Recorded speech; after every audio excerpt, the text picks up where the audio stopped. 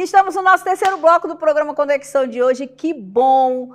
Hoje eu estou aqui com o jornalista, o Diego Amorim, que aceitou muito gentilmente o meu convite para estar aqui. E eu espero que a gente hoje tenha uma conversa bem informal, né? Nós estamos aqui entre comunicadores, entre jornalistas, vamos falar sobre assuntos importantes, mas que a gente fale de uma forma tranquila, sem medo, né? Mas medo de quê, Diego? Me diz aí.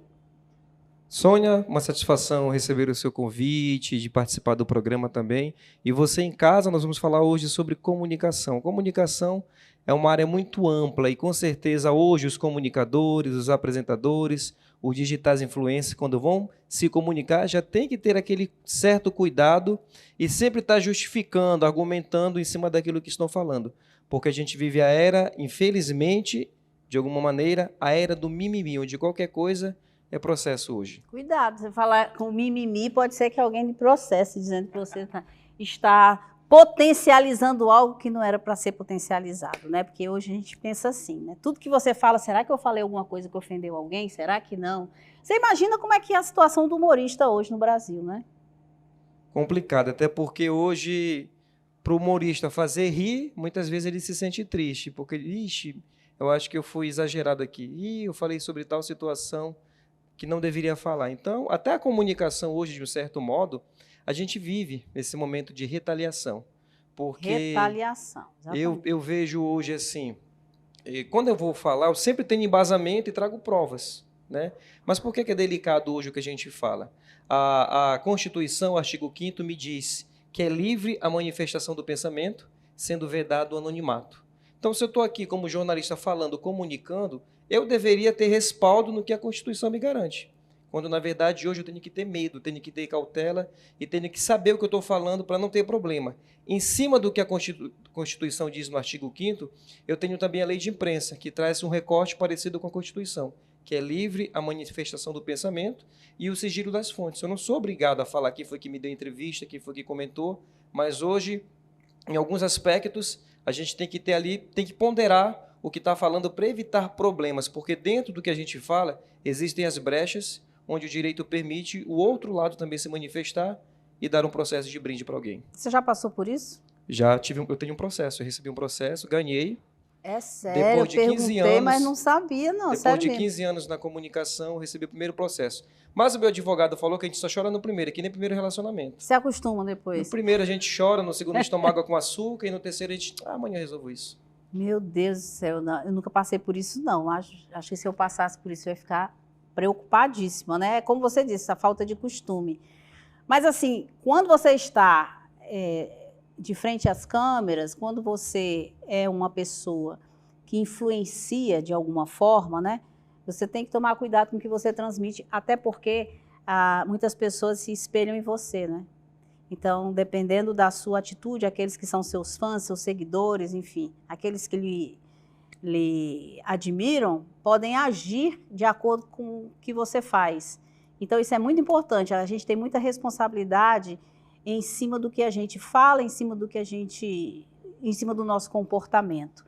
Mas a minha pergunta para você agora, puxando um pouquinho, falando um pouquinho agora de redes sociais, como a gente está falando de comunicação, nós falamos aí sobre as redes sociais, sobre a internet, e a gente sabe que a internet é sempre muito polêmica e ultimamente mais ainda, né?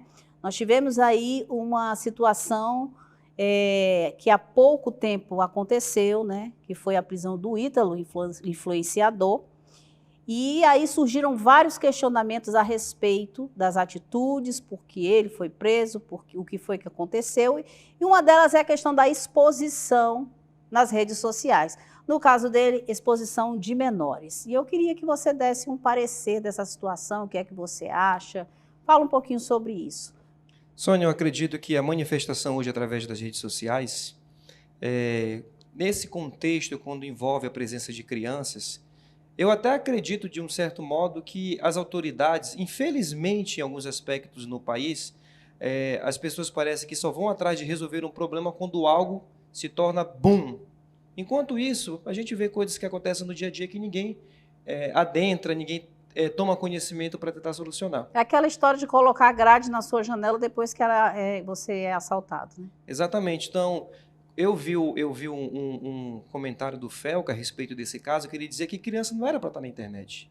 Criança não tinha que estar expondo, dançando, sensualizando ali diante das redes sociais. O posicionamento dele, nesse aspecto, eu concordo. Porque a criança ela não tem discernimento do que ela está assistindo. Eu vou dar um exemplo aqui, estudos que comprovam, até psicólogos, psicanalistas que eu já cansei de entrevistar, e eles diziam que quando você pega uma criança que está naqueles jogos violentos de morte, de tiros, o comportamento da criança é completamente alterado. Né? E aquilo ali também vai, de um certo modo, deixando a criança cada vez mais antissocial. Então, dali, naquele pequeno momento que ela fica ali naqueles jogos, já muda o comportamento. Você imagina uma criança adulta diante das câmeras e não consegue ser criança depois. Então, eu acredito assim que não é só um pensamento meu, mas um pensamento como um todo da sociedade, né? Os pais que hoje vão para as igrejas, deixam as crianças na frente do celular. Os pais que não conversam com as crianças em casa, deixam a criança na frente da televisão. Então, a gente está tendo, no futuro, uma geração cheia de problema. Por quê? Aí joga a responsabilidade para as autoridades, o que era a responsabilidade dos pais de educar. Entendeu? Então, quando a gente vê esse caso, eu vou dar um exemplo do que acontece em muitas cidades no Brasil. A gente vê um problema como aconteceu aquele caso da Boate Kiss, que pegou fogo. Depois do problema, todo mundo corre para fazer fiscalização. A gente tem uma situação de enchente no estado, que aconteceu um problema. Depois da enchente, todo mundo corre. Parece que a gente vive sempre tentando resolver o problema e não prever o problema, e não solucionar o problema, não tentar injetar soluções para evitar o problema. E no Brasil se gasta mais para reconstruir do que para fazer, infelizmente. Vamos falar agora sobre um outro assunto. Vamos falar sobre Diego Amorim. Vamos falar sobre as 1001 faces do Diego Amorim dentro da comunicação. Fala um pouquinho sobre isso. Sônia, eu sou paraense, né? Eu vim passar umas férias no Ceará e me apaixonei por essa terra, moro aqui há 20 anos. Nunca imaginei que eu pudesse gostar tanto de Fortaleza, tanto do Ceará. Eu fui fazer um mestrado em São Paulo, não me adaptei ao clima, não me adaptei à cidade, àquela rotina, morei 3 anos. Após um acidente, eu retornei, né? Eu fui com o objetivo de fazer o mestrado e de realizar o sonho de trabalhar na Canção Nova. Realizei o sonho de trabalhar na rádio, né? Mas não concluí o mestrado por conta de um acidente. E depois que eu vivi essa experiência em São Paulo, que eu voltei para o Ceará, eu fui descobrir de fato que meu lugar é aqui. Foi quando eu conheci a TV Metrópole, conheci os amigos que caminhei e trabalhei aqui dentro e também vivi um processo de amadurecimento como repórter de TV, né? Porque eu trabalhei muito tempo no rádio. No rádio, acho que já trabalhei mais de 10 anos. Trabalhei em vários veículos de comunicação. É bom, não é não? Trabalhar em rádio? Ave Eu Maria, amo. bom demais. Eu sinto muita saudade, assim, E essa parte de gerar conteúdo, porque eu sempre fui aquela pessoa que eu gostava de fazer o contrário do que todo mundo faz, né? Então, a parte de edição, a parte de locução publicitária, gerar conteúdo, jornalismo, sempre fui muito fã desse trabalho. Então, é uma coisa que eu vejo hoje para os novos amigos da área de comunicação que vão chegando, não tem como você fazer rádio, fazer TV, sem consumir esse conteúdo diário, sem saber o que está acontecendo.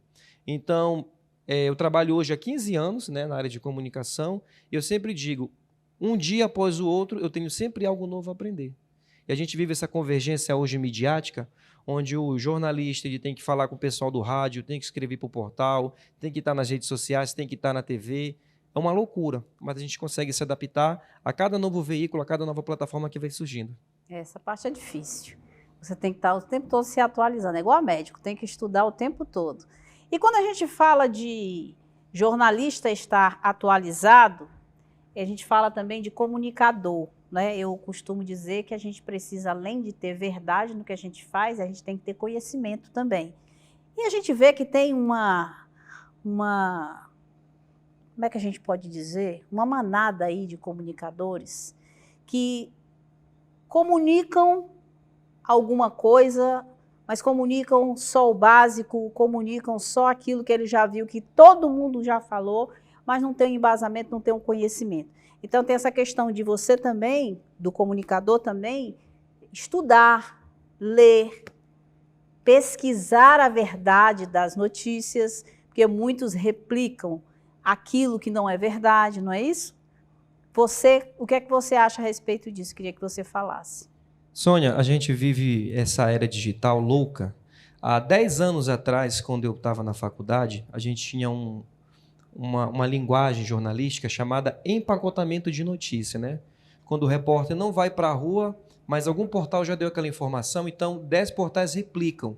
Hoje existe um pouco mais de cautela por conta das fake news. Antigamente se falava barrigada, né? Quando alguém dava uma notícia errada e aquilo não era verdade. Ou então um furo, como muitas pessoas conhecem, né? Um portal deu aquela notícia na frente e ninguém acompanhou. Então era um furo de reportagem, quando o único veículo ia, então, de encontro com a informação. Dentro do jornalismo, a gente tem uma linguagem também muito forte, que é chamado critério de noticiabilidade. Eu li um livro do Marcos Bagno e do Nilson Lage, que até hoje eu sou fã desse livro, que a gente vai falar sobre a questão de quem está falando na informação.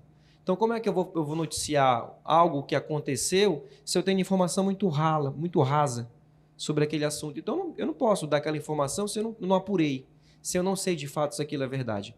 Eu recordo agora, não vou falar a companhia, mas eu trabalhava em uma emissora que fazia jornalismo 24 horas, e à noite a gente estava na redação, ficava com ele à noite, fazia o Jornal da Noite, produzia, e a gente entrava no bloco a cada 20 minutos. E a gente recebeu uma ligação de um ouvinte dizendo que no aeroporto Pinto Martins havia acontecido um pouso de emergência de uma companhia aérea. E eu falei para ele, bora apurar primeiro? Ele falou, não, mas é informação quente, bora informar. Falei, não, bora apurar primeiro. Ele foi para o rádio e deu informação. Deu aproximadamente 5 minutos, a assessoria de imprensa da companhia aérea ligou para a gente, perguntando quem tinha passado a informação. E ele não sabia dizer. Né? E quando eu falei para ele, a assessoria é boa, porque eles estão ouvindo tudo o que acontece. Eu disse para ele, aí que mora o perigo, porque muitas vezes informar com qualidade, informar com credibilidade é muito melhor do que dar notícia em primeira mão. Porque você já tem todos os elementos pronto para informar. Fora o processo que ainda pode levar, né? Um processo na companhia aérea não é brincadeira, não. É pesado. Diego, você sabe que televisão é assim, né? O tempo passa, o tempo voa, né? Lembra dessa frasezinha que tinha? E a poupança Bamerindos continua numa boa. Tu lembra disso, não? Eu sou de 2000, depois da apagão, mas eu já ouvi falar assim. Tudo bem. Eu quero agradecer a sua participação. Queria que você falasse para o pessoal de casa aí sobre o seu programa, convida para assistir o seu programa, que eu já estive lá também, não é?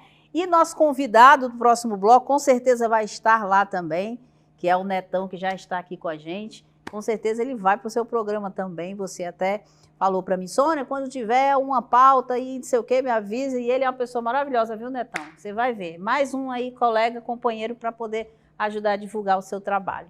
Sônia, eu quero agradecer primeiramente a você.